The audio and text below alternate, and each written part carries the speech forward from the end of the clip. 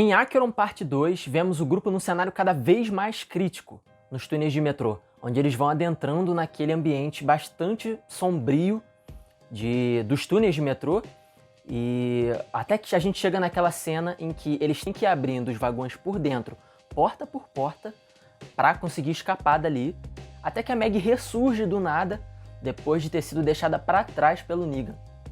Ou melhor, depois de não ter sido ajudada por ele, que viu ela em apuros e decidiu seguir adiante sem ajudar. Ela bate no Negan e revela para todo mundo que ele deixou ela para trás, e ele viu ela escorregar e seguiu adiante.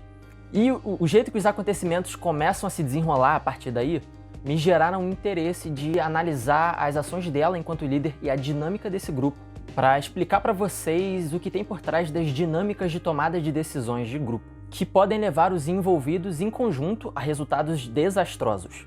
Para fazer isso, eu trouxe os conceitos do professor Irving Janis, de Psicologia Social da Universidade de Yale, no artigo Pensamento de Grupo, o risco de decisões equivocadas e a diversidade de perspectivas na solução de problemas.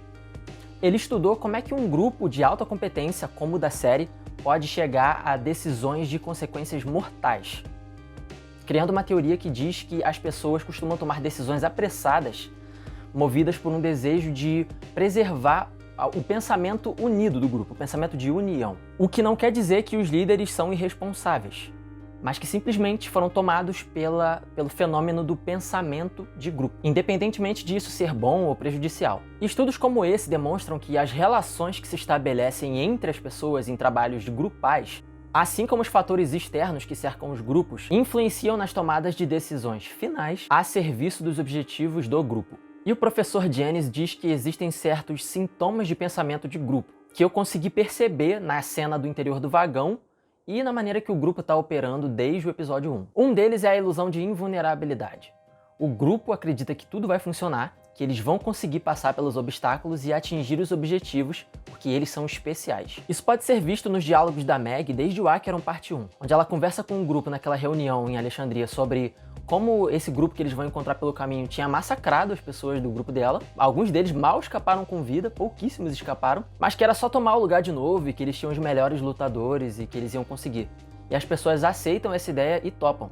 Também no episódio 1 dá pra ver um outro sintoma, que é a racionalização coletiva, que é justamente adesão a raciocínios que podem ser errados, podem levar a enganos. Onde a gente vê, por exemplo, personagens como o Daryl, dizendo que na superfície a situação deles seria pior, seria mais perigoso. E eles vão ficando cada vez mais encurralados, por irem adiante e subestimarem a periculosidade dos túneis. Na cena do vagão, os dois sintomas principais são a autocensura, para proteger as decisões que são unânimes da maioria das pessoas ali, e a pressão sobre os discordantes. Que nesses casos, o professor Janis explica que o grupo funciona com uma visão única, fazendo uma pressão enorme para os poucos que estão discordando concordarem com a opinião da maioria, para todos concordarem no fim das contas. Assim, o grupo acaba produzindo um efeito de eliminar a análise crítica, a visão individual de cada um, predominando o sentimento de lealdade. E o artigo destaca um ponto que eu quero colocar para vocês em forma de pergunta. Você já pensou em como pode ser ruim ou desastroso quando uma pessoa abre mão do seu senso crítico, da sua capacidade de pensar por conta própria, para pertencer a um grupo? Qual é o preço de obedecer cegamente? Nessas cenas, por exemplo, todo mundo simplesmente concorda com a Meg sem nem perceber que ela estava falando abertamente antes da cena, de o Negan decidir deixar ela não ajudar, ela estava falando abertamente sobre como ela estava só esperando uma oportunidade para dar cabo dele, e que ele estava agindo por instinto de sobrevivência.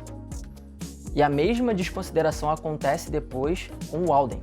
Quando o membro que tinha abandonado eles, tinha desistido de ir adiante nessa missão, depois aparece, mais tarde no episódio, precisando que eles abrissem uma porta para ele poder escapar dos zumbis, o Walden decide ajudar, contrariando o grupo inteiro, que nem se move. Com exceção do Negan e do Daryl, que não estava ali e não tinha como opinar, mas eu tenho certeza que ele também teria discordado. O Walden vai ajudar sem nem pensar, na mesma hora, e aí fazem com ele igualzinho fizeram com o Negan antes.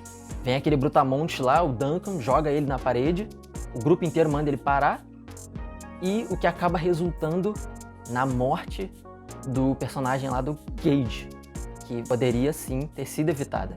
E aí? Onde será que essas decisões sintomáticas de grupos vão parar, hein? Oi, eu sou o Hudson, esse aqui é o Cenicamente, e eu quero avisar que esse aqui não é um vídeo de crítica do episódio, de análise crítica, porque eu não sou crítico e eu não tenho interesse em seguir essa vertente, mas eu vou sim dar a minha opinião, porque eu sou um grande fã e eu quero compartilhar isso com as pessoas que se identificam com esse mesmo sentimento. Mas falando da parte mais técnica do canal, eu quero trazer para vocês coisas que saltam aos olhos de um psicólogo em cena, para poder criar aqui um espaço de discussão, de debate, para alimentar os pensamentos de vocês com ideias a respeito de temas que podem ensinar a gente sobre o ser humano, como ele funciona e, consequentemente, ajudar nas nossas relações através dos personagens. As coisas que eu vou destacar a partir desse ponto são a minha opinião, valeu? Não tem nada a ver com a análise de psicólogo. A partir de agora eu quero falar com uma visão de espectador, eu quero falar como um fã, que nem vocês aí. Eu gostei que eles estão resgatando nessa temporada final as cenas de questionamentos morais nas tomadas de decisões em cenas com zumbis. Eu acho que isso mantém vivas as raízes da série.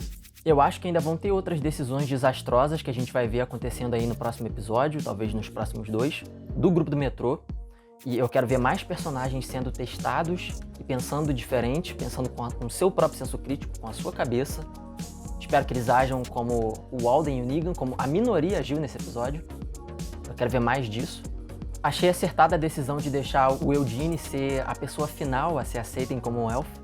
Deixar ele ser os olhos do público, porque ele é muito medroso daquele jeito único dele. E eu acho que isso acaba acrescentando mais tempero à cena, mais mistério, mais senso de periculosidade e urgência. Eu só achei esse episódio um pouco mais lento que o anterior, que é a parte 1, mas os acontecimentos que começaram lá, aqui evoluíram. As coisas progrediram. Então eu gostei, muito bom também, achei muito legal. Me ganhou igual o episódio anterior. No mais é isso, galera. Qualquer coisa fala comigo aqui embaixo nos comentários, tá bom? Tchau!